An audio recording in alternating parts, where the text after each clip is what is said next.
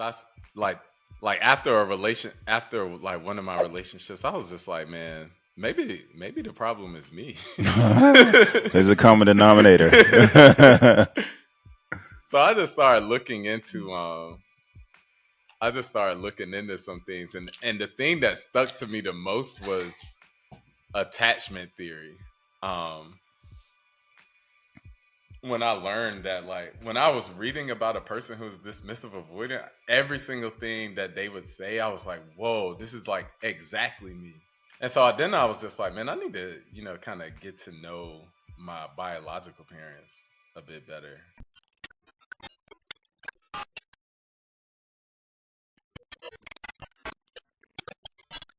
Hey, welcome to another episode of the Couch with Rob Fields. I'm your host, Rob Fields, and as you can see, I got a partner on the show with me. All right, we live on location. Ladies and gentlemen, today I have one of the most interesting individuals I've met throughout my travels. He's a fellow Carolina native, which is crazy. All right, to meet someone over here. But yeah, ladies and gentlemen, give big hand claps to the most interesting man in Denmark, Kevin Sumner. Yeah. What's up, bro? What's up, man? It's we've been talking about doing this for a while. I think this might have been like my third or fourth time coming over here to do the podcast, and this is the first time we're actually doing it. So that's Facts. progress. Listen, I'll tell you like this, bro. It's pretty crazy that we've been able to put it together because last time you came here, we had to get over here in the rain. Yeah. And then it just, yeah, for some reason I couldn't really visualize what was happening. But with time, I hit you up and I said, Kev, I got it. All right. So Kev is, let me go into a little backstory how we going to work this episode today. So Kev is the proprietor of the GTA group chat. All right. So it's a bunch of 35 and up men who get on Grand Theft Auto 5 and we just terrorize the city of Los Santos. All right. And in that group, there's two other individuals, two brothers, Tristan and Torian. Shout out to y'all. Kev told me to get into this group chat, and then now I got like real friends. Never met these guys in my life before. I didn't even see them for like a year and a half, but now they're my friends. So yeah, so that's what this episode is being inspired by. Me and Kevin, we're gonna be playing a little bit of PlayStation 5. All right. Yeah. I So don't think you're ready for me, Rob. yeah, so what I did today is I picked a game. We picked a couple games that we can play co-op, here at the crib. They don't have many. But I picked NBA Live 19 because it's actually a little viral thing going on YouTube where guys are playing this game because it's a pretty good game. And then we'll play some Mortal Kombat. I suck in Mortal Kombat. Kev sucks in Mortal Kombat, and I'm really good in 2K. So I didn't pick 2K because I didn't want to embarrass this guy. So that's what we doing. All right, we're gonna play some video games and we're gonna chop it up with my brother Kev, man. No doubt. I'm pretty terrible in everything that's not GTA, but Yeah, I think I'll do all right today. yeah. I'm gonna make sure to post some clips too while we doing this. So Kev, listen. Yeah, we're in Europe, and I've been knowing you for a while. I think I'll talk about um how we met, but your story is pretty interesting about how you got over here. What was that transition and how you got Yeah. over here? So I walked on to my college basketball team my senior year of college. Um, You walked on your senior I year? walked on my senior year. So when I was in high school, I was on a pretty good team. We were ranked like between 1 and 2 in the state for most of my senior year. And we were beating everybody. I mean, we beat Josh Smith, and we were winning tournaments left and right. Um, we had a guy on our team that went to Kentucky. Um, And yeah, man, we were pretty talented, but I wasn't in any of the recruiting circles or anything. I didn't even start playing basketball until I got to high school. So for me, just kind of learning the game on the fly. I had some coaches that really saw a lot of potential in me, and they let me rock out.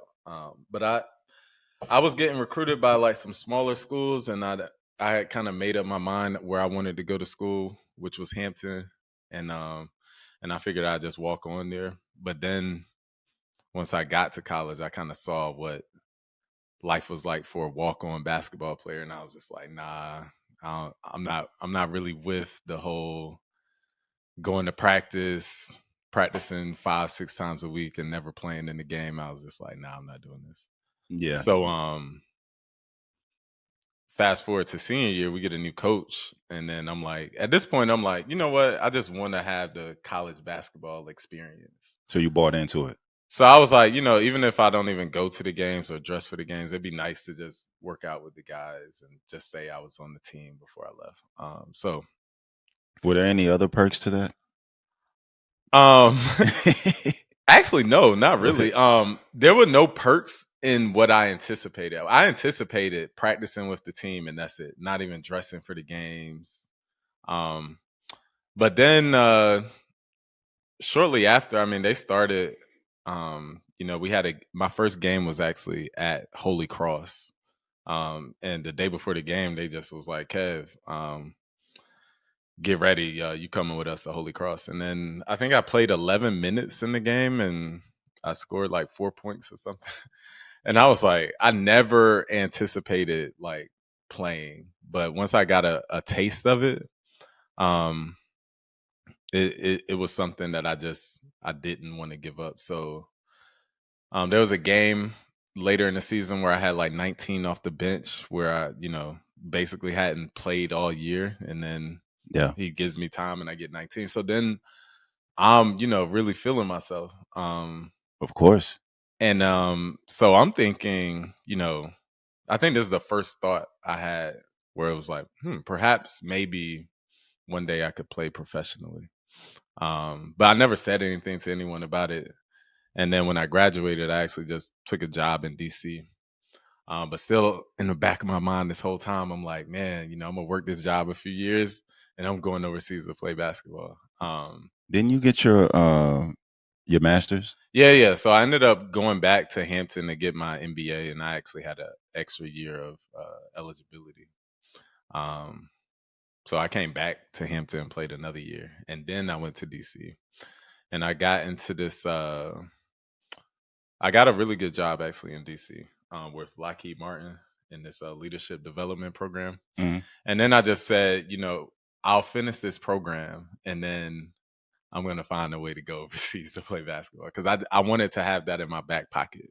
Yeah. And then I got hooked with some guys that played semi-pro in the DC area, and one of the teams that I was on, the team that I was on is called the Metropolitan All-Stars. Shout out to them. We had these exhibition games set up in Peru. And so down in March 2012, we went down to Peru and traveled the whole country. And some of the guys that were on the team decided to just stay down there. And I was like, whoa, this is my route. Without a contract? Yeah, some of them just stayed and figured they'd get a contract while they were there. Wow. And so we did. So I knew we were going to do the tour again the following year, 2013 March. So I basically set in my mind that when that time came, I was going to quit my job. And so you were still working full time while you were doing these tours? Full time doing the tours. I just took some time off. And actually, that's another thing. In the States, when you take 3 weeks off from work, people think you quit your job. Like, because I remember I took 3 weeks off and I went to Peru for the games, and then I came back and like some of my colleagues were like, "Man, we were asking about you. I thought maybe you left the job," and I'm like, "I just took a 3-week vacation." You took it all at one time? Yeah. Which was hilarious. But yeah, I was like, yeah, I'm gonna quit. And I told everybody I knew, and this was a thing that was different for me because normally when I had goals or things I wanted to do, I kind of kept it to myself. But in this case, I just told everybody because it made me feel super accountable to it. That's what manifestation is, Yeah, essentially. Like if you say it out loud, yeah, especially to someone else, or you put it on your vision board. yeah, All right, yeah, we got to see this thing through somehow. yeah. So Yeah, it's funny. Yeah. So when it was time to quit my job, I was actually quite scared because it was like, whoa, I'm actually doing this. And then the only reason why I even went through with it is because I told everybody. Like, if I had kept this to myself, I would have never quit my job. I would have just been like, you know what?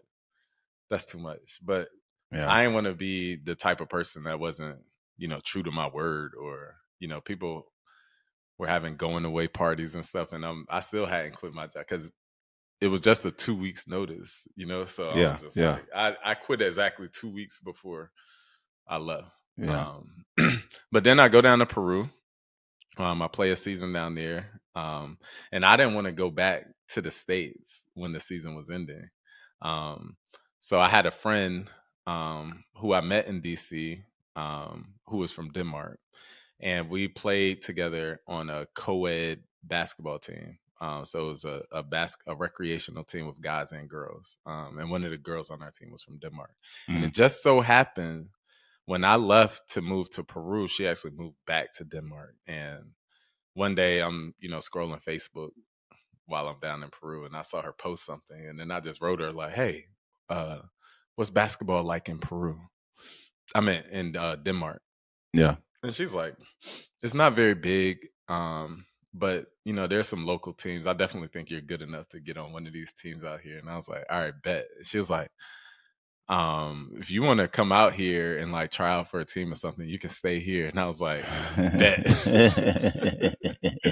So I bought a ticket from Lima to Copenhagen. I'd never been to Europe before. How long were you in Peru at that I was time? in Peru for about 6-7 months. Okay. Yeah.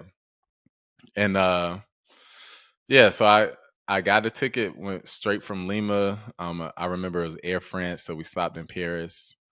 And I just remember right before I got on the plane to go to Copenhagen, I'm looking at the people and I'm just like, everybody's so tall. I've been in Yeah. Peru for over half a year and everybody's much smaller. So it was just a big kind of Yeah. culture shock. So before Yeah. before you get to the Denmark stuff, Mhm. like what is Peru like? Peru is amazing. Amazing. I still think they probably have some of the, if not the best food in the world. And you're not even a Um, foodie guy. and I'm not a foodie, but I love the food in Peru. It was, and I love the people. I didn't meet many people down there that spoke English, and I wasn't the best Spanish speaker. But the funny thing is, like, people, if you are in a shared space with a Peruvian person, they will speak to you, whether you know the language or not. Okay. And then I started like really picking up on a lot of things just because everybody. I mean, if I had a taxi ride, say that taxi ride was for 30 minutes. For 30 minutes, that taxi driver would be trying to speak to me Trying to interact with you. in Spanish. Even if I didn't know, even if he recognized I didn't know Spanish, he would still try to engage with me, understand me until we came to a common understanding of things. I still remember he's like, "De donde eres?" And I knew this Yeah, phrase. where are I'm you like, going? "I'm from the Yeah. United States." And he's like, Uh, yeah. "¿Qué? United States. ¿Qué?" I was like, "How do you say that in Spanish?" He's like, Estados Unidos. I was like, "Sí." Ah. And that's before the Google Translate Yeah. app it was popping like it Yeah. is now. But that was just an example of Yeah, yeah. how people will just interact with you. Whereas you come here in Denmark and you get in a taxi, nobody's going to talk to you. Or you go anywhere and nobody talks to you unless you talk to them first. Yeah. Yeah. Yeah, so you were talking about that transition to Denmark. So yeah, people were tall. Mhm. Denmark was cool. Did you feel like this place was somewhere that you could stay long term, or it didn't even set in at that point? It was just like, let me get my stuff Yeah. I together. mean, when I got here, it wasn't even about anything long term. I'm just like I had a 3-week window because I bought a ticket to Copenhagen, but the law required that I also purchase a ticket home. So I couldn't just Oh, was like, it like that at that yep, time? I That couldn't was even That's crazy. go to Copenhagen without a return trip booked. So I had a I've never heard that yep, before. this was like early mid August, and I had a ticket to return back to the States just after Labor Day. So I had a few weeks to try to get a contract, or I was going back home. Um, and so And you had already quit your job. yeah, I mean, I was Did you? 7-8 months Yeah, removed true, true, from my true, true, true, job. I true, was true, coming true, from true, true, Peru. true. But Yeah. so did it at any point did it ever set in like, dang, I probably shouldn't have quit? Did that You ever know hit you? what? No. That Okay. thought never came. Yeah, that thought never came because I always figured, my rock bottom would be I go back to the States and I get another job. I Yeah, mean, and I mean and the firm that you were working for is yeah, pretty, yeah, it's legit. You know what I yeah, mean? So if you have that plus yeah, all of your other qualifications, I mean, you could have yeah, found something. yeah. And also another thing I want to say is that, like that Thanksgiving, or maybe the following Thanksgiving, because I didn't go home that year, but the next Thanksgiving I was home, I made a point to tell my family how grateful I was to have them as my support system. Because the reason why I was able to take a leap of faith like that is because I took a kind of analysis of what my rock bottom was, right? Hmm. And then I'm like, okay, well, I have a college degree, I have a master's degree, and then I have family that they're not going to let me be homeless. If I go broke and I need somewhere to stay for a while I get myself back on my feet, I know I have my family to do that. And I think that's something a lot of us take for granted. But True. all of us, don't have that support system. And so that was something I was very grateful for. Yeah, Um, that's honestly the only reason why I was able to stay here that long. yeah, My mom told me after I finished college, because after my first year, I was just like, yeah, maybe this is not for me. yeah, My mom was like, listen, try it out for 5 years, and then after that, we gonna get you right. yeah, So she said, listen, financially, we gonna hold you down. If you ever need anything along the way, just let us know. We got you. yeah, But I want you to try it out for 5 years yeah. and see what happens. And that's such an amazing boost Yeah.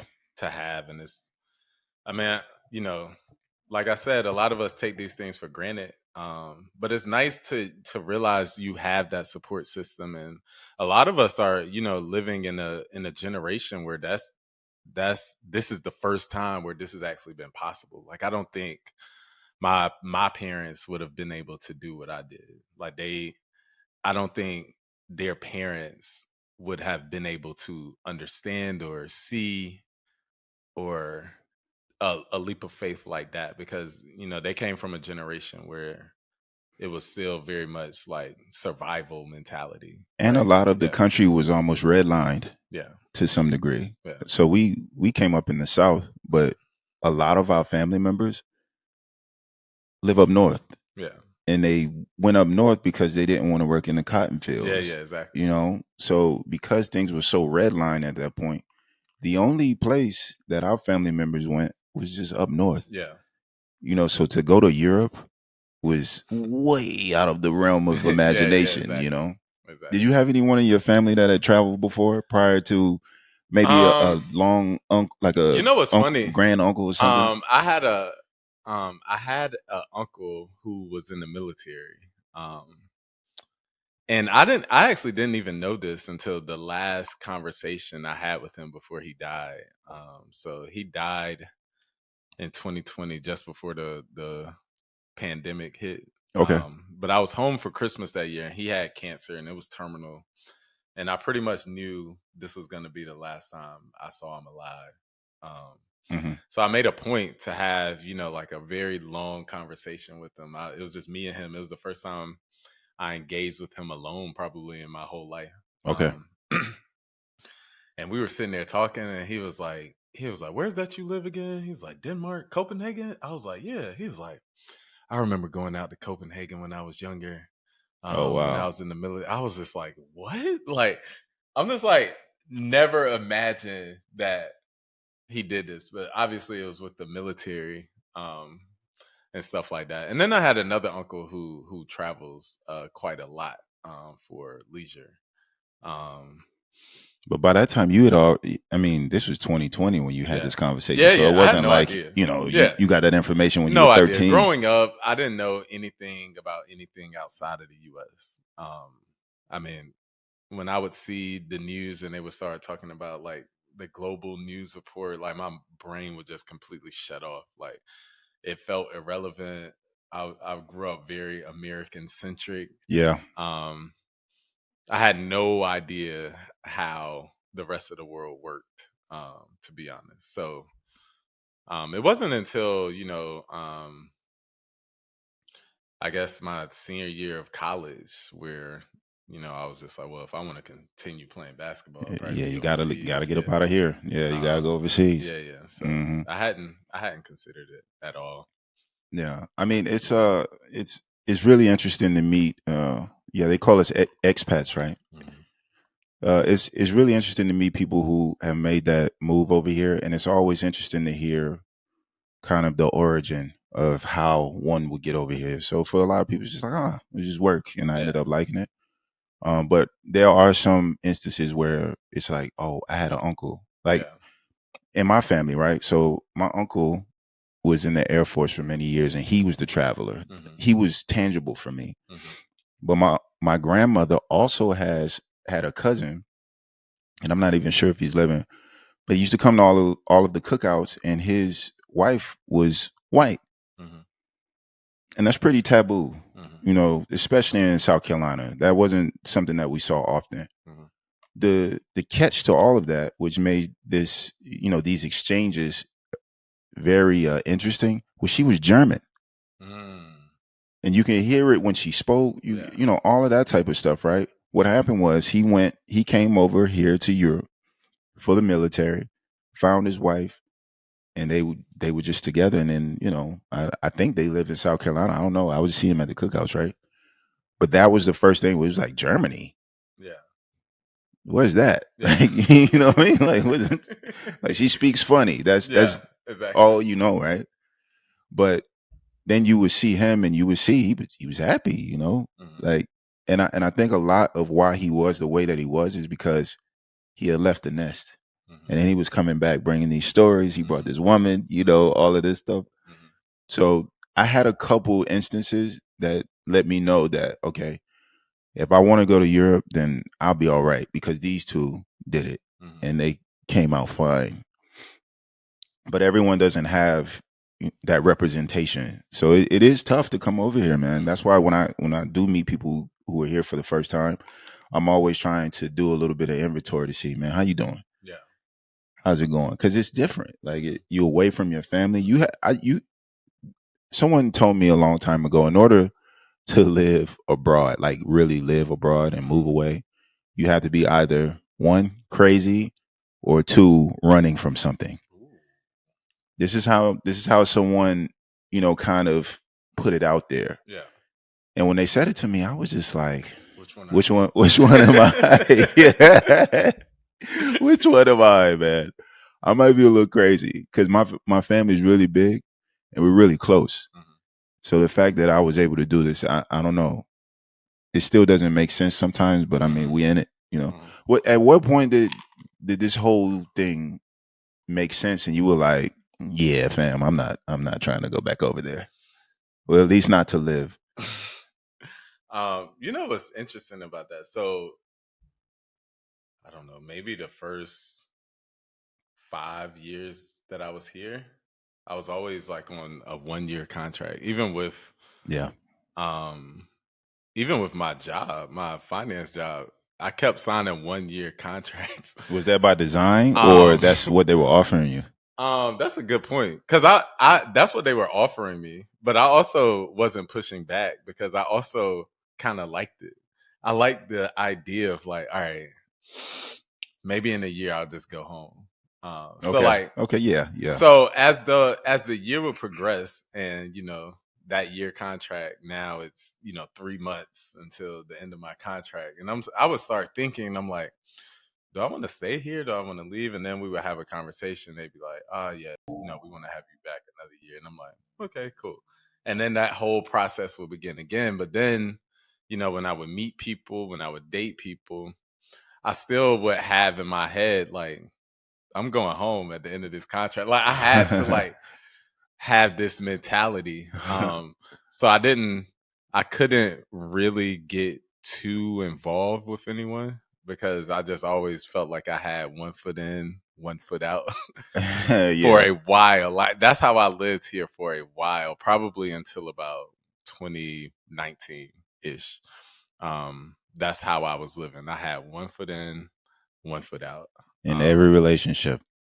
In every relationship, like every relationship. I mean, my relationship with my basketball teams, my relationship with my friends, my relationship with girlfriends. I always had one foot in, one foot out. Um, and there's a lot of reasons for that beyond just having these 1 year contracts. Yeah. And I've started to learn why I've been like this. So Yeah. yeah. Yeah. I mean, I met you, and so I'll tell the story about how we met. But first, before I tell the story about how we met, first, can you grab that cooler? Just put it right here, brother. Yeah. Yeah, it's right on the edge of the. Yeah, you can just lay it here. Yeah. Yeah. All right. So that's the first thing. I need the cooler. The second thing is, all right, let's get this game cracking. So listen, this is what we'll do to make it fun. So we'll have a draft. All right. So you Yeah. pick whatever team that you want, right? Yeah. And what we'll do is you can put whoever you want on your team. Yeah. So let's say you want the Heat. I'll give you the first pick since you're the guest. All right. All right. So bang bang. All right, we got the Heat. So you have the first pick. You can go to any of the other teams in the NBA. Ooh. And pick a And player. pick a player and put them on the Heat. All And right. then then we'll just offset each other. 1, 2, boom, boom, boom. We just switch All it right. up. So you want the Heat? Let's see what team I want to go with. I'll pick I picked the Suns because I like their jerseys. All right, so bang bang. So you got the Heat, and then the way that you do this is, let's say if you want Bron, all right, you go to the Lakers, and then you press X, and then you go to assign player, and then you assign them to the Heat. Yeah. All right, so we'll do it like that. All right, so I'll start telling the story about how I met you. So the year that you got here, um I was in Spain. So I didn't see you around that time. And then you said you had met me, but probably in the club or something. That was before we had kids, so Yeah. I was ripping and running at that point. Yeah, Wait, but then wait. How do I can't do anything? let me see. Uh, you can just use my controller if it's a problem. But yeah, so we ripping and running, and I saw you at a basketball thing, and then our mutual friend, shout out to my boy Phil Calvert. Phil, I would love to have you in this spot. Just to let you know, all right, gotta have you on the show, Phil. Phil, another very interesting individual. He had contacted me that day, and then Phil was like, "Hey man, are you getting the Mayweather fight?" So in that weekend, Floyd Mayweather was fighting Manny Pacquiao, and I told Phil, yeah. So we ordered the fight, whatever. The fight, because of Vegas time, and we're 6 hours ahead of the East Coast. The fight was really How going to do I come go on. to the teams? The fight was really going to come on like 7 in the morning, but we didn't know, idiots. So then, my then girlfriend at the time, my wife now, we get the fight, And then he's like, yo, Phil was like, yo, I'm gonna bring my homeboy. So we said, all right, cool. So he said, all right, cool. Yeah, just bring him. Like, it's all good, bro. Yeah. So the friend ends up being you. So it's you and another young lady. Y'all come over to the house, we kicking it. We talking, everything. Y'all had been out that night. Yeah. Y'all had been at a party. And then probably about 4 o'clock in the morning, because the main card hadn't come on yet. Yeah.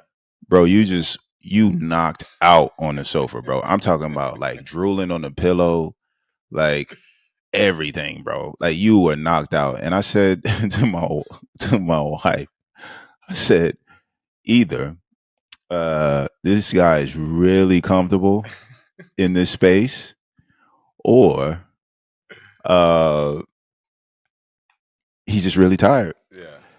And from that point on, we kept in contact and we became fast friends. That's how we met. Yeah. And what was the point that I was trying to make? You just wanted to explain the story Yeah. how So, we met. yeah. So that's how we met. And then we played a basketball game against each we other the next year. yep. Then we played in the same league, and Kev was, I won. his team won. And yeah, you can keep going. Yeah. We won, and I ripped Rob at half court, and I have the video of it. Yep, he ripped me at half court, but he didn't rip me enough because I had like 40. All right, and an L, and none of those 40 came on me. So. Yeah, because he was in foul trouble, ladies and gentlemen. Like, this is how this stuff works. All right, he was watching the game. That's why I didn't score any points on him. All right, he was watching us play basketball. Yeah, but I mean, so that's the origin of our relationship, and from this origin, me kind of explaining about how we came together as homies. Let me ask you this: do you feel, after telling your story and us kind of going through how our brains are wired and how we work through living here, do you feel like you can move home again after all of the things that you've learned throughout your experiences?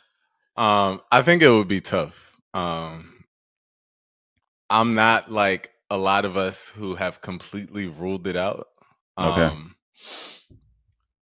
But I think it would be tough. And I think ideally I would stay here and go home a lot, as I do now. Yeah, that's my dream. Yeah, because I think that I think there are a lot of things that I've just gotten accustomed to with being here. Mm-hmm. Like number one is actually safety. Ooh, that's a big one. That's a big one. So I can tell you a story from last May. I went home and I went to New Orleans for a wedding. And the night before the wedding, we were out, all of the groomsmen, we were out downtown New Orleans, or somewhere just about 20 minutes away from my hotel, walking. And at some point I got tired. I was ready to go home. So I was like, I pulled it up on my phone and I'm like, oh, it's just a 20-minute walk. I can just walk home. Because that's what I would do in Copenhagen. And I've been here for 10 years now. So like, it seems completely normal. Yeah. But what was funny is I started walking and I probably walked about 15 seconds before I was like, nah, fam. Let me go. I feel like a sitting duck out here. Let me call an Uber. I was like, whoa. I was like, man. Hey, you walking out in them streets. Yeah. Probably a little nice, you know what I'm saying, Yeah. after partying. Boy, you probably look like a shrimp po' boy on them streets. So I was like, yeah. Oh my God. I was like, nah. And then I just started thinking like, man, I take so many things for granted out here in Copenhagen. So that's number one. One is safety. Two is I feel so much less stressed. That's probably due to feeling safer, but then also just like in my work environment, it doesn't feel as cutthroat. Yeah. There's a lot of security here, Yeah, with unions and all yeah. this other stuff here. So like often at home, I just felt like I needed to be working all the time. Like the thing I mentioned about the 3 week vacation, Yeah. and people were just like, wait, back then, they just did not understand. And How I you, just how you take already, 3 weeks I at one was doing time. it in the States. So that tells you how I thought about vacation. Um, so coming here where, at some point when I got my first office job, my boss is like, um, so when are you taking your summer holiday? And I'm like, what do you mean? He's like, well, at some point during the summer, you need to take 3 weeks off. And I was like, what? You have He was to. like, Mandatory time yeah, off. basically, he's like, which block do you want? And I was just like, what? So I guess from that, I'm just kind of like, yeah, I don't know if I could go back to a culture where this is not expected. Um, where I'm just kind of like having to kind of fight for that. But I will say in the States, it's very much company to company. Um, Depending on the culture of the company that you work for will depend on how much vacation you get, how much they expect you to take. A lot of people I know work for companies that have unlimited vacation, which I have my thoughts on. Yeah. But so it just depends. I mean, it depends, but there are a lot of things I like about living here. Particularly, I travel so much more since I moved here than I did when I was in the States, and I really like that. Yeah. Yeah. It'll, being here in a smaller country, it's almost expected of you to branch out and get some new experiences. You know what I mean? Yeah, So, you know, for me, just being home for too long, it gets to be different, yeah. because it's like, yeah, I've been out and about, doing this or that. And Those when are the I, only two players I need. okay. Yeah. And when I go home, it's just kind of like, just based on some of the conversations, Mm-hmm. it's like, yeah, maybe we're a little step behind, which is okay. Mm-hmm. But I'm normally longing for some time, that time to come back here. Yeah. So that's why I asked, like, if you were interested in, possibly, or even thought about the idea of moving back. Mm. So let me ask you this. This is something that I think we've all experienced before. Like, what is probably the most common questions our OGs or like a older asks you when you come home about your time here? Mm. What's the most common question? Is it about money, or is it centered behind women or sports? Like, what can you think of a question Mm. that makes you say, "Yeah, I've heard this 10 times before"? Well, the question I most commonly get asked is, Kev, when you gonna settle down? When you gonna get a wife and start having kids? That is the most commonly asked question. Then another question I get is, where is Denmark actually? Is that in Germany? Is that like completely oblivious as to where Denmark actually is? Um, so I Yeah. definitely get asked that. Um, Yeah, so in regards to that, like, how do you respond to that? Or have you even considered it? Because it's like, that's also a question. Like, yeah, if I do settle down, yeah, do I find a woman here, yeah, or do I sow my royal oats in yeah, Queens? yeah, You know what I mean? Like, yeah. That's a good question, and I think partially because I've never really accepted that. All right, this is where I'm gonna be, or at least I hadn't before. Now maybe I'm a bit, you know, I feel a bit more confident that I'll probably be here for. the foreseeable future. Right. But before, I mean, it was almost impossible. Like if if I met someone here, I'm like, um, am I just gonna stay here? Like, am I gonna have kids here? What if I want to go back home? Like, it makes me feel trapped. So the thought of getting too close to anyone made me feel trapped. Whether it's someone at home, whether it's someone here, um, like I feel like in order to maintain that sense of self and that I could be here, I could be home, it requires me to be unattached. Um well, that's how I felt. Um Yeah.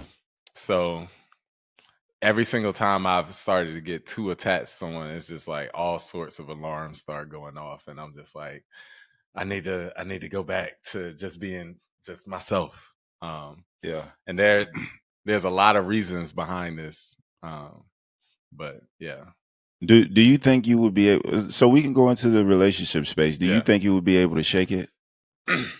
Because at at this point, all right, Mhm. you know where you're gonna be. Mhm. You've had a lot of travels. Yeah, like you've done stuff. Yeah. Do you think you can switch it up now, or is it just like, Yeah, I mean, let I me think just I'm in the see? process of trying to do that Because it's now. also about self improvement too. I don't mean to Yeah. cut you off, but No. just kind of knowing yourself. Yeah. Because I don't think you have to be married to have a great partnership with someone, or just live life. Of course, it's a contractual obligation and it's a Yeah. partnership and all that type of Yeah. stuff. But marriage isn't what it used to be. I mean, I'm married, of course, but had I not been married by this point, I don't know I have no if idea how to play this yeah. So square to steal, game. triangle to jump, and square to shoot. Yes. X to pass, Okay. And what's the shoot button? square And how you cross somebody? with the right All analog right. stick. Boom. All right. Oh, I got Steph Curry. Yeah. Yeah. So yeah, like just that's the question. Like, can't. Oh my God, bro. Hold on, let me change this camera. Oh my God, bro. What is this? Oh my God. Just the way I like to play basketball. Right. Uh, but yeah, we were talking about the relationship stuff. Uh-huh. Yeah. So do you feel like Yeah. you're at the right point now to make Yeah. it happen? Possibly. So the thing is, over the past few years, I've kind of learned about attachment theory. Are you familiar with that? I'm not explaining. So basically, in your early childhood, you develop uh, a relational attachment style. You develop an attachment style, so you can have a healthy, um, secure attachment, Yeah. which means that you probably had a very safe upbringing in terms of like how much physical affection you got, Hmm. how much you felt that you could express yourself, Okay. um, and still feel, that you would still have um, like it wasn't a threat to your relationship just by expressing something. Okay. But recently, I've realized that I have a very unsecure attachment style, which is basically dismissive avoidant. So I'm not necessarily anxiously attached, Yeah. um, but I'm very dismissive.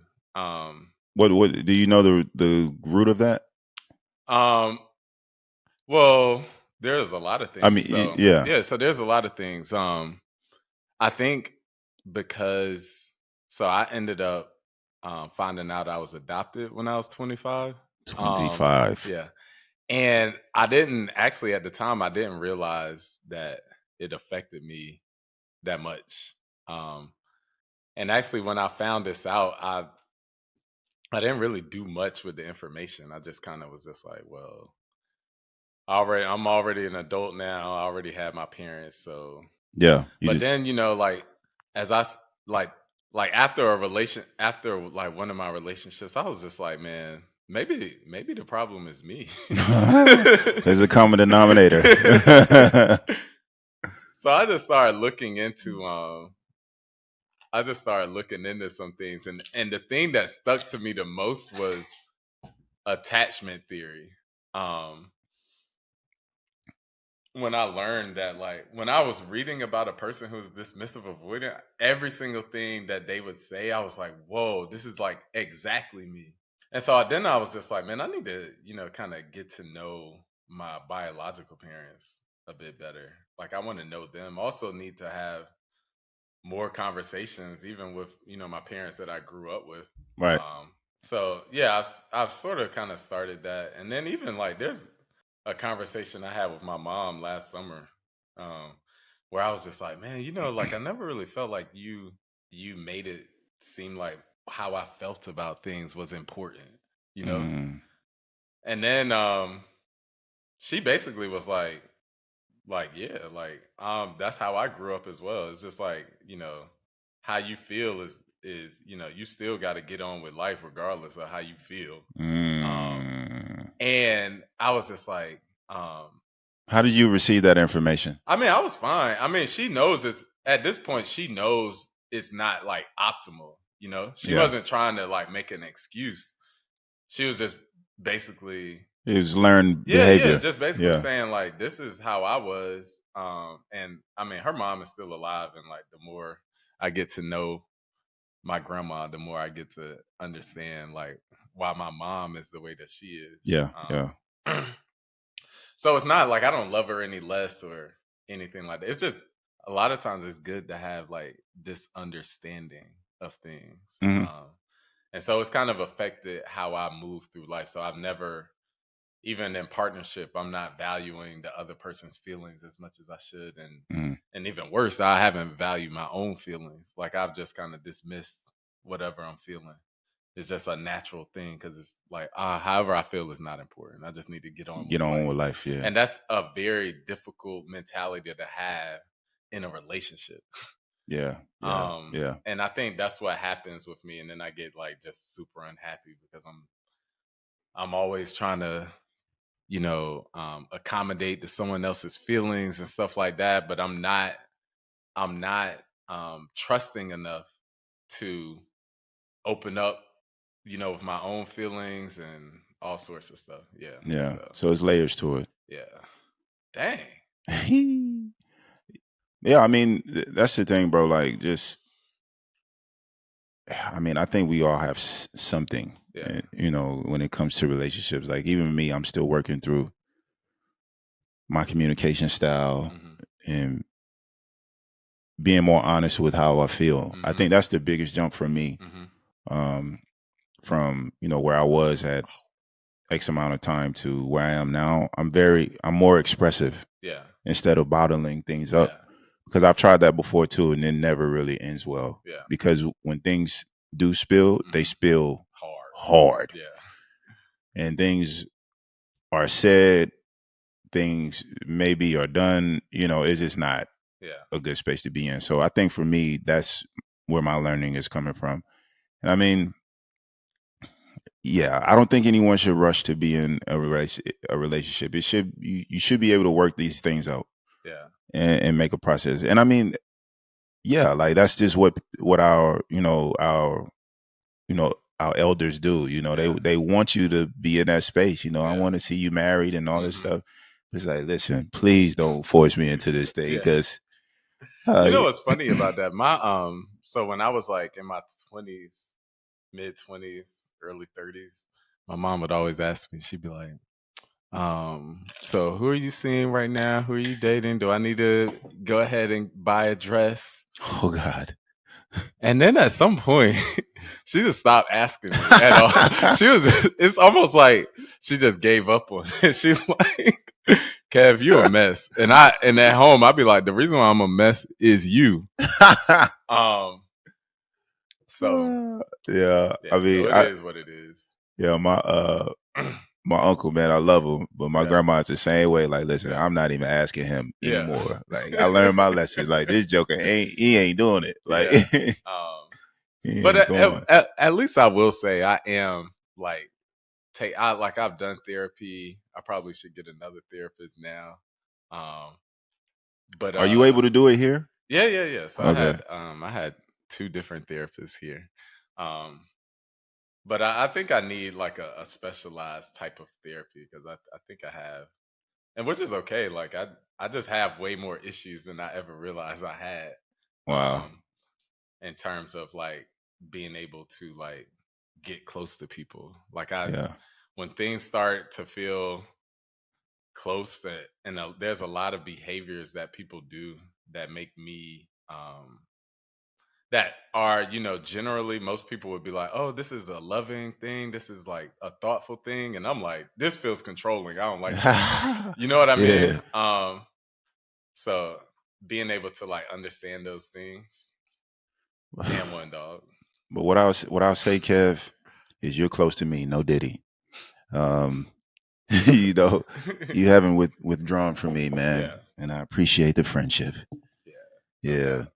And also, I mean, actually, man, that is one of the things that I the last few years that I'm like really grateful for. Like, so thanks to Rob, a few years ago, I ruptured my quadriceps tendon I threw an alley going oop to up this for an dude. alley oop that Rob threw, and Perfect pass my too. quad tendon snapped when I jumped.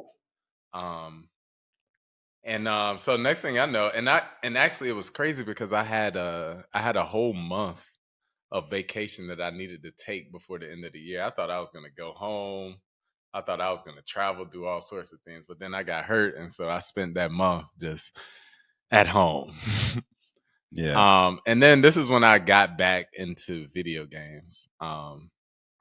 So somehow I started playing GTA 5, and I started playing online, and then some of my childhood friends, I asked them, hey, you want to get on, and then Rob would get on, and then we'd all get on at the same time, and it kept being so consistent. And Bro, then it's also it was crazy. funny because my friends, they're married with kids, just as Rob is, and they had so many things they could relate on. Um, 100%. I mean, Tristan, I mean, they're almost living identical lives. They're same age, both got 3 young kids. I mean, literally their kids are the same age. Yep. Um, and I think it's just been beautiful. And it's bonding over the video game, and a lot of Yeah. times we'll get on, we're playing the game just like we're doing now, but we're talking about life. Life. And I find it, I think it's beautiful. And it's also, um, it's just really nice to have like those brotherhoods, especially into your 30s, into your late 30s. A lot of times men, we don't concentrate on maintaining our social networks, or having real conversations with friends and stuff like that. And I feel like even though it's through GTA, it's like it's like a real bond that we're forming with each other, and I really love that. Yeah, and I mean, yeah, about the video game stuff, man. Like we are, yeah, I didn't know those guys. Like I Yeah, didn't even know they existed until we got into the group chat, and the conversation and the transition was so easy. Like it wasn't like I yeah, was quiet or they were yeah, quiet. It was just like, man, you yeah, got a baby? Yeah, baby crying, and it just kind of starts yeah. from Baby there. crying. Yeah, it just starts from there. Yeah, The kids are arguing, on the mic, and yeah, all of us can relate. yeah, And then the thing that you bring is you bring just story time, yeah, because we, to some degree, are living vicariously through you, because you the one that can travel whatever you want, and yeah, you can hang out, till yeah, 4 in the morning. Us, nah, dog, we gotta get these kids dressed. You know what I mean? yeah, Like, you got basketball practice with the kiddies. You know what I mean? Like that type of stuff. yeah. So it just works well. Let me ask you this, man. Do you think you could date a woman who is very judgmental of video game No, play? no, Do you think you could do it? no. Maybe Not I'll now. maybe I'll name the episode that now you too doggone old to be playing video games. I think I'm gonna name the episode that. You don't think you like Nah, man. Because first of all, I mean, video games to me help me stay out of trouble, right? So if I'm yeah not, what were we doing last night at 11 o'clock on Friday? on the We were on the game game. chilling I could be out. I could be okay. out in the bar trying to like Bag some. bag something, but I'm like at home playing the game. You know what I mean? So no, I mean, but I think women that have issues with guys playing video games, it's not about the game. It's about attention, right? So Yeah. they don't like that there's this thing that's taking your attention away from them. Which I guess is valid if you're not giving them attention. So it's a tough balance. Yeah. It's a tough balance. I mean, the thing But is, it's not. It's tough, but it's not really that tough, especially if you are engaging in the video game space with people who are understanding. mhm. Because I think for all of us, even though we would love to be on the game 5 days a week, we all understand we got stuff going on. Yeah, exactly. This ain't college. You know what Yeah, I'm saying? exactly. Like, it's not term papers we dealing with right now. It's Yeah, real life stuff. yeah, So when you're in that space with people who understand, it's just like, all right, cool, man. Yeah, y'all on? I mean, I got like an hour and a half. I bet. yeah, exactly. Or it'll just be nothing. But Yeah. the thing that's really cool about it is even if we're not on and playing at one time or another, Mhm.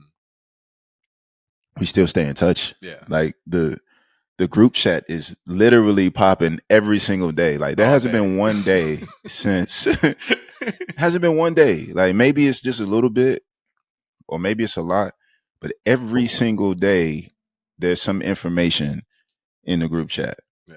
And I think for guys who do run into those issues, I feel for them Mhm. because from day one, my wife was cool with me playing video games because I think she understood this was a space for me to be able to escape for a little bit. Mhm. And then also, I'm here. I'm at the house. You know what I'm saying? Like I'm here. Like I'm not out doing nothing crazy. I'm not playing no crazy music. Yeah. I'm helping put the kids to sleep. I'm cleaning up the kitchen before even in the group chat, I'm always telling you, man, after I finish cleaning up these toys, man, I'll hop on. You know what I mean? Like it's just Man, one little thing stuff I like that, like bro. about that group chat is how candid we are. Actually, man, I never realized that like people that were like married would have like these types of conversations. Yeah. I mean, some of the things that one of my boys, he had a kid. Well, just like Rob, they had kids, and they talking about how those kids came about in candid detail. Yeah. It happened. But it's just funny, the level of detail and the freedom of which we speak with each other about anything and everything. I Yeah. just love it. Like I love it. Yeah. And I mean, Yeah. because it really Yeah. is a safe space, man. Mhm. It's a safe space. And I think for all of us, man, for all of us people, I think we crave that. Yeah. Men and women alike. I think we all crave a safe space. And for Mhm. some people, if they've never had that in their lives, they don't really value that. Mhm. So those would be the people that you would tell information and they will go off and tell other people. Mhm. But I think distinguishing who that is a very easy thing to do if you have your eyes open, right? Yeah. But I think for all of us in the group, man, we understand that that is a safe space Mhm. where we can go and just have those conversations. Mhm. And then we just know like what we value it, Mhm. which is the most important. And I think that's why it's a very special setup. Like even my wife, we met Tristan. We didn't get a chance to meet Torin, but we met Tristan and his family, and our wives were conversing. It was just like, yeah, it was instant. It wasn't anything fake, and it came from video gaming. So Yeah, that's why I asked you about the video game stuff with the woman, because it's like everyone doesn't have that Yeah. in their lives Yeah. for one reason or another. All right, Kev.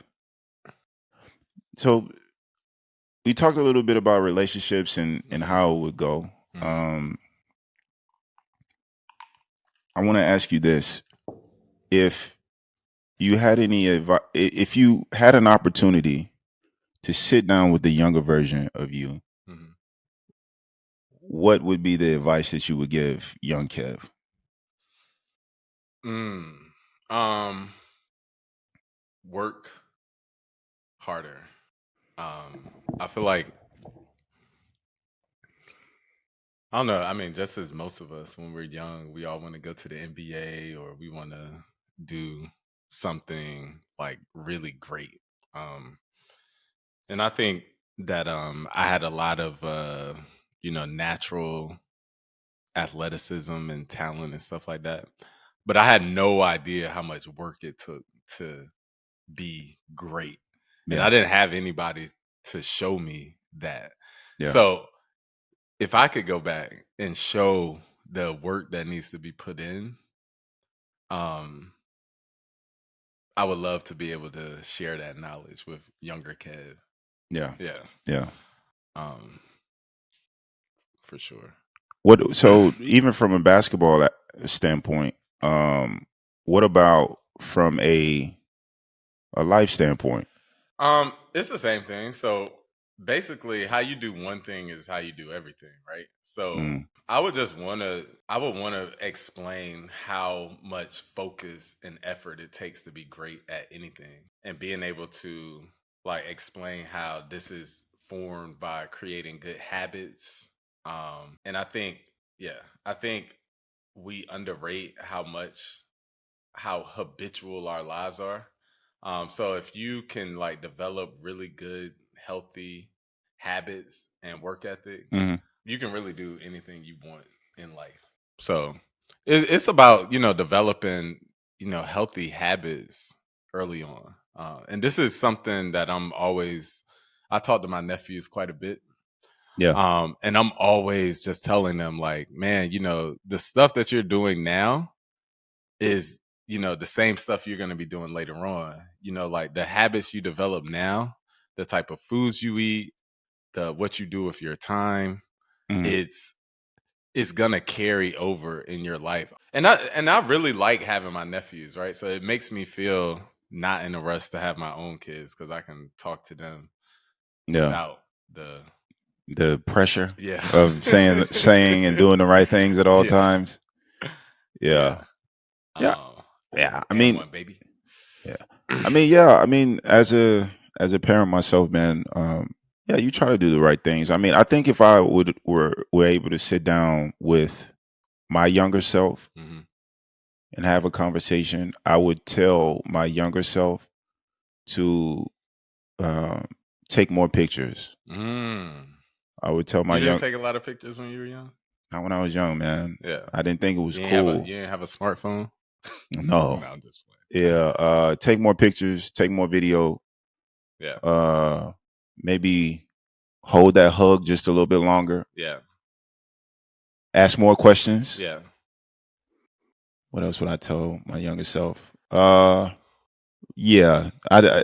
Anything else that I've done, maybe not going to that party or maybe not doing. I don't regret that. Yeah. Those are sacrifices that I needed to make Yeah. to get to where I wanted to go. But in terms of just like life, it's more so about, yeah, just cherishing those moments a little bit more and being more present in the moments that I had with certain people. Yeah. Like, my one of my really, really good friends, he drowned. Ooh. And I went into a pretty dark depression. And that was Mm. like, that was 2016, no, Mm. 2017, 18, something like that. And I had just been in Atlanta with him right before my wedding, Mm-hmm. and he was supposed to come to the wedding, and he had some car trouble, Mm-hmm. so he didn't make the wedding. Mm-hmm. And that time in Atlanta that I spent with him before before I got married, that was the last time that I saw him. And I got one picture from that weekend. Or, times with my mom, like she came here to Denmark. Mm-hmm. I can't find the footage. Mm. I can't find the videos. I can't find the pictures. I can't find that stuff. Mm-hmm. So for me, it's just like, yeah, man, if I had my own, um, just kind of database or whatnot, Yeah. then yeah, I wouldn't be longing for those Yeah. things, or just really clinging on Yeah. to those moments, like for the life, just with Yeah. everything that I have, because I don't want to forget those moments. You know what's funny? Sitting here listening to you talk, I also had a really good friend die. He actually killed himself. And I remember throughout that time, I just kept thinking, like, man, I should have checked on him a bit more. I should have, like, I just felt guilty, Of course, like I yeah. could have done something. But I was actually also just thinking, like, interacting with my nephew, I learned a lot from him as well, because he's also being raised in an environment where he's being taught to value his feelings.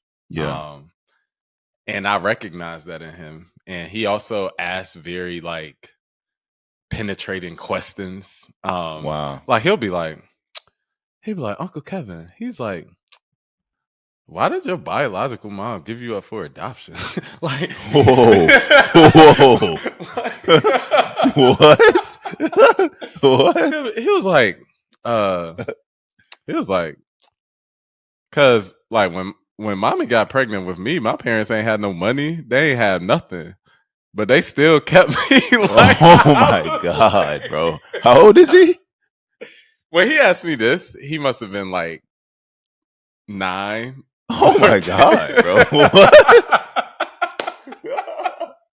Yo. What? But it's funny how like kids, I mean, the funny thing is when you're a kid, I mean, it's so safe to ask anything, right? Because people are always just be like, he's a kid, he's trying to understand the world. Um, and nothing is really offensive, you know? Yeah, And and I love it. Like yeah, yeah, yeah. You gotta yeah, have an like appreciation for that, bro. yeah, and I'm always telling him like, don't change, Please like don't. you know, Always ask questions, yeah, man. exactly, Like my origin story, I got to the root of my origin story yeah, 2 summers ago because I made a full effort to get some of these questions yeah, answered. And I wasn't able to ask my mom before she passed because I didn't really have the courage, like you mm-hmm, talking about, like your mm-hmm, nephew. I didn't have that, I didn't want to step on toes. I didn't mm-hmm, want to offend anybody. mm-hmm, Just whatever information I got, I just took it for face value. mm-hmm, And then a couple summers ago, I said to myself, um, I'm going to track these people down and find out what my origin was. mm-hmm, And my biological grandmother, she passed, and I didn't even know that. I had to go hunt for that information. mm-hmm, And I started there. Once I started there, that's when everything else about my biological father, that side of the family, that's when I started to understand what was happening. But I had to make an effort and a commitment to myself to say, I'm not leaving home until I get some answers. And then mm-hmm. I was able to reconnect with some people. But I wish I had that same ability that your nephew has. Yeah, I wish I had that, man. And there's yeah, an innocence to it, yeah, you know. Yeah. And now I'm, like I said, I'm starting to become very clear mm-hmm, in the information that I need and what I want to say and how I feel. Like mm-hmm, I'm being very clear at this stage mm-hmm. of my life, man. So there's an appreciation for it, definitely. Yeah. So that, yeah, I mean, I sit back and think sometime, man, like, what what what could I have done differently as a young person? Yeah, And I think for most of it, I can still be me, but yeah, I those moments with family, I don't, and sometimes friends, I don't think I was present. So it's mm-hmm, not that I was present, but I didn't look far enough ahead to say, let me take something from this, mm-hmm, something tangible mm-hmm, from these moments. And I think about that from time to time for sure. Yeah. Yeah. That actually is making me think about one of the other things I like about living over here is that every single time, or most times I go home, I'm making a very,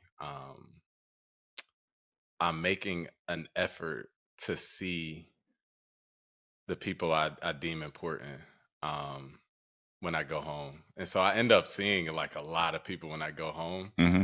And what I realize is that like a lot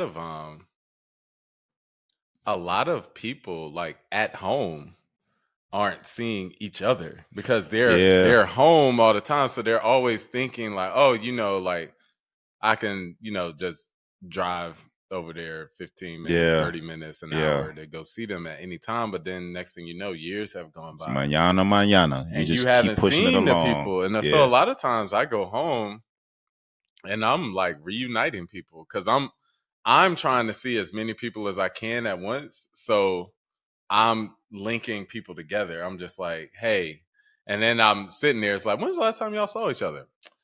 Bro, I don't even know. And life gets in the way. But I think they're very appreciative of the fact that I'm bringing them together. Yeah. Um, Dude, yeah, like it's the same thing with my folks, man. My my cousins, yeah, and they've been so, man, so good to me when we, myself and the family, yeah, we come home. And because what they've done I think the last 3 or 4 summers is they've basically had a party for us, like threw a big party, yeah. food everywhere, music, drinks, all of that. We've had it every summer Hmm. since we started coming back after the quarantine shutdown and everything. And I was having a conversation with my cousin, and he was saying this was his last time we went home. Hmm. And I told him, I was like, man, listen, we don't have to do the party, this summer. It's just a lot. Hmm. I think that's when the food prices went up and all this type of stuff. I was Hmm. like, yo, like we could just kick it, like we can just, we could just grab some food, whoop, whoop, whoop. And he was like, nah, dog, we gonna do this. Yeah. And his reasoning for wanting to have, the party and the get together, he was like, listen, man, this is the only time we get together. Hmm. When y'all come home, Hmm. this is the only time that people are willing to let go of whatever is Hmm. going on and just have fun with each other. Yep. And he was like, it feels like it used to feel when we were young. Yeah. And he was like, I can't not do this. He was like, if you home, we gonna do it. Yeah, I love that. Like, He- because oftentimes the reason why I'm able to get people together is because people are like, Kev is here from Denmark. Like, yeah.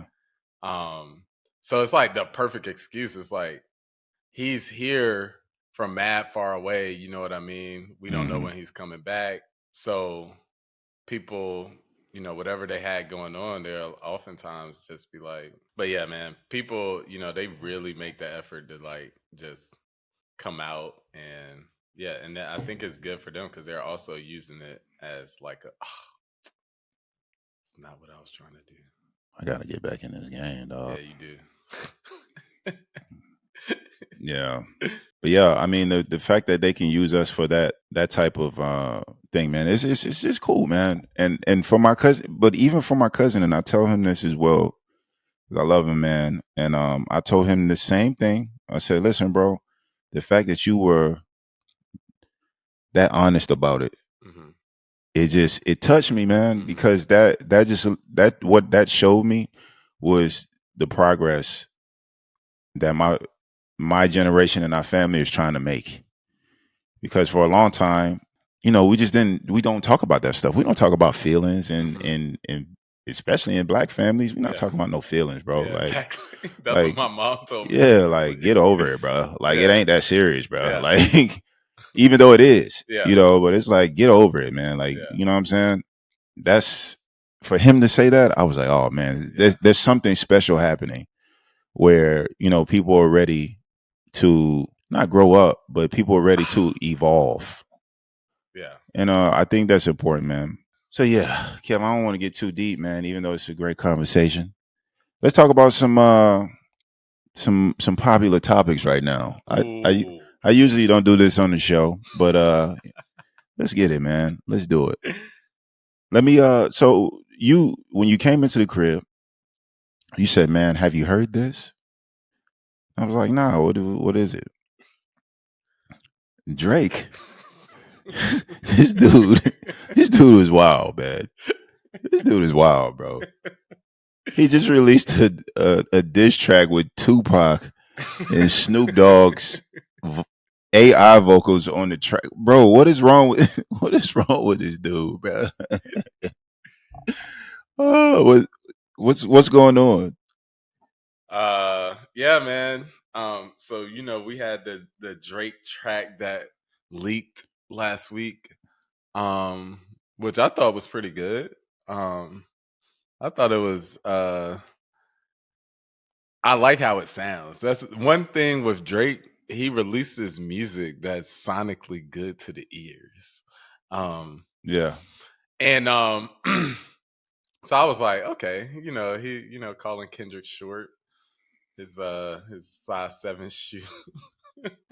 I don't know. Like a lot of the stuff he says, I just find funny. It's just like, oh, bro, what? Um, but this new track I actually find even funnier because he's like really putting the pressure on Kendrick to respond. He's like, dog, like you release this little verse, get everybody's attention, and you disappear. He's like, bro, you talking about you the hardest, you the batter, like bring it. And he's coming at his neck. And I just find it interesting. I'm very curious to see what Kendrick says because Drake, the brilliant thing in what he just did was he talked about the things that Kendrick would potentially say to him. So anything that he says, he's kind of taking the air out of it. Like, oh, I like to date young girls, they say, or blah blah. He's like taking the air out of anything he would potentially say, kind of like what Eminem did on 8 Mile. No, yeah. Yeah. So I'm just Yeah, very yeah, yeah. curious to see what Kendrick comes back with. Yeah. But see, that's the thing, bro. Like, even if you try to take the air out of it, Yeah. people can still say it and it still hit. You Yeah, know what I yeah, mean? yeah. So we'll see. You I know what I mean, we'll mean? see. So yeah, Yeah. I mean, yeah, with the rap battle stuff, I feel like there is a certain way you have to do it. Yeah. You have to respond. I remember once upon a time, as a hip hop lover, people would respond within 30 minutes almost. Yeah. Yo, they dissing me, son. Yeah. They go straight to the studio, head on fire, and they Yeah. would just record whatever. Yeah. You know what I mean? So that stuff is still, I think it's still on the table, but it's not what we expect. What So do you think about J. Cole's apology? that's evolution, bro. It's evolution, bro. It's evolution, dog. Like, I don't know, man. Like, I was expecting something else from it, but maybe I was Yeah. wrong, Yeah. but again, what he was saying was valid. He was Yeah. just like, listen, like this ain't me. You Yeah. know what I mean? Like having to Yeah. So wake up. I have an opinion about that. Like, so when I listen to J. Cole's, first of all, that like EP or surprise might delete later thing he put out is Yeah, actually really good. yeah. I really like it. But that Kendrick diss track I thought was pretty whack. Like His because heart wasn't in his it. heart wasn't His in it. heart was not in it. You could Yeah, sense he doesn't have any beef with Kendrick. no. And so when he apologized for it, it made sense to me because I was just like he doesn't want to get into a battle with someone and if you really battling, you gotta like really say some foul things. You And got he's yeah, like, this is my man. It's like I don't want to do that. yeah. And I respected it because I'm like, so there's one thing that I think people don't really acknowledge when it comes to like rap greatness, right? So like there's the whole thing of like being very good at rapping. where you have great technical ability, you're good at crafting songs, and you can claim to be the best at that, and that has nothing to do at all with rap battle, where you're actually going at each other's character, etc. Yeah, And I family, all think that. Yeah. when J. Cole actually has an issue with you, like he has no problem talking about. You remember that track he had about Kanye, where he was just talking about Yeah. Kanye, Yeah. because he felt that in his heart, and I feel like the things he was saying was like, I mean, that would be rough to hear if you're Kanye, you know. Yeah. But J. Cole doesn't have those feelings towards Kendrick, so Yeah. there was no way he could put something out that was ever gonna be good in It's regards to yeah, talking to yeah, Kendrick. yeah, Yeah. yeah. And So and it made sense. That's why I was just yeah, like, yeah, like I'm not tripping yeah, about it. Some people were really mad about this, yeah. bro. Like, I what? wasn't tripping. How could you? How could you apologize to Yeah. another man? What? Yeah. Did you hear what he said? No Yeah. more big three. Like, it's And like, it's like that's not even a big deal. like, Like he didn't do any personal attacks towards J. no. Cole. It's just like the big three is just big me. Like Yeah, I didn't get why people got so up in arms about it. It's just yeah. like, okay, like, you know, that's how we feel. Also, at the same time, like, it's actually pretty interesting to see Drake um kind of move with this energy, Yeah. because we were all there for the Pusha T situation. And it's like, well, you got to call somebody to help you and to call the dogs off. Like, how do you have this much bravado? But I mean, I guess this is part of the rap thing. I mean, I mean, shoot, at this point, they're gonna have to keep it going. Yeah. You know, at this point in the game. But I mean, we'll see, man. It's very interesting to say the least. Yeah. Hey, also, you know, on my last episode, I talked about women's basketball. What do you think of the state of women's basketball right now, and Love what they it. got going on? Love it. Love it. Love it. I was listening to this thing yesterday where what's her name? The coach for South Carolina. USC, Dawn Staley. Dawn Staley was on like doing a radio interview, and she basically was like, the sole reason why women's college basketball is on fire right now is Caitlin Clark. There you go. And I found it very interesting that she admitted that and said that. There you go. And her opinion on it is probably as valid as anyone's. Yep. Because if she feels that way after coaching an undefeated team Yeah. to the national championship, then there's some validity to that. Wow. And it speaks to how much people love individual greatness in team sports. Because I mean that's pretty much what happened with basketball, how it took off in the 80s with Magic Bird, and then even more with Jordan. Yeah. People love individual greatness in team sports. Like nobody cares about the 2004 Pistons. You know what I mean? Like, people want to see a hero. Yeah, you had 5 All-Stars. Blah blah blah. People want to see a hero. And that's just what it is. That's facts. And now we've never had like that type of hero in women's basketball. Like we've seen some really good players. But back when Cheryl Miller, for instance, was dominating, there was no women's pro league. Right. So now we're kind of being able to see, someone dominate on the big stage, and then we also get to continue seeing them dominate.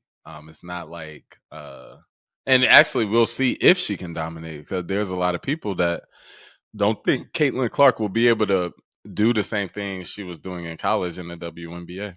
Can I give an honest take about Caitlin Clark? Yeah, I think she's a very good basketball player. She's a great college basketball player.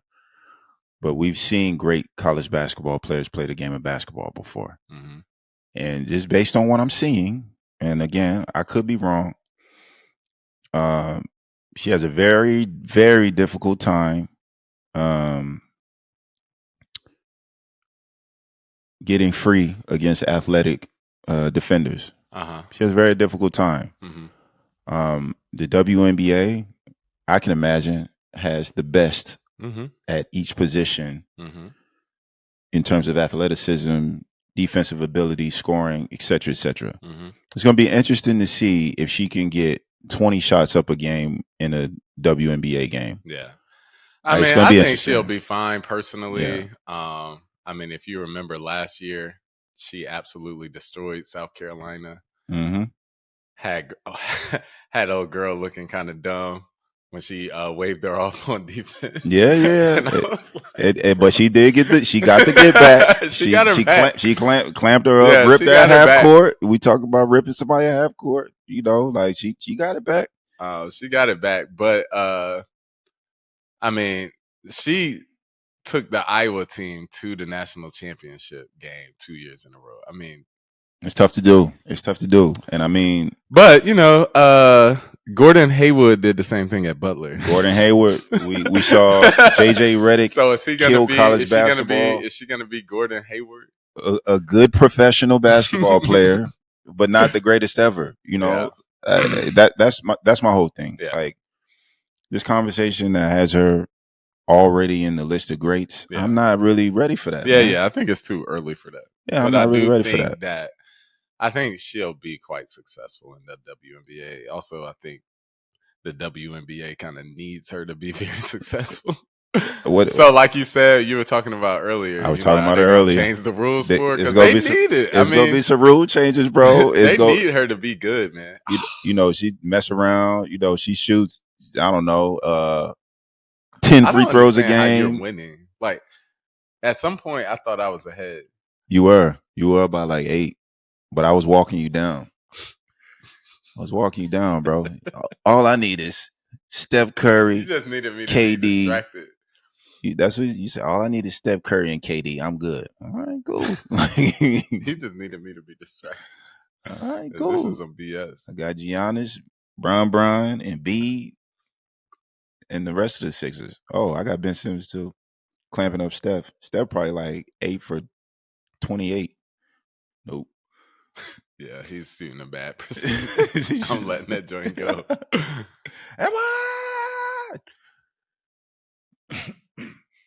I think I actually might have forgot to record the first like 25 minutes of us playing. I know. It's all good. Yeah, but yeah, Kev. Like, listen, man. This is this has been fun, man. We didn't even get a chance to play Mortal Kombat. Maybe we can play when we turn the cameras off. Yeah, no doubt. Yeah, but yeah, man. This is it's always good to have people come through to the podcast. I appreciate you sharing your story. And yeah, man, we gotta do this again. No doubt. Yeah. Also, if you guys are in the Copenhagen area and you know any pretty ladies, send them to Kevin. I'm just kidding. I'm just kidding. I don't know his relationship status right now. I don't know what's going on. You know, I don't know his status. But hilarious. All right, ladies and gentlemen, you know how we give it up when we get out of the show. It costs nothing to be good to someone. Be good to someone today. I'm your host, Rob Fields. He's Kevin Sumner. And yeah, we out of here. It's been a pleasure, man. It's been a pleasure. No doubt. I'm glad we finally got to do this. Yeah, I hope it was a good experience for you too, brother. It was. Yeah, appreciate you, man. Cheers. Cheers, man. Yeah, cheers to you, man. All right, y'all. Peace out.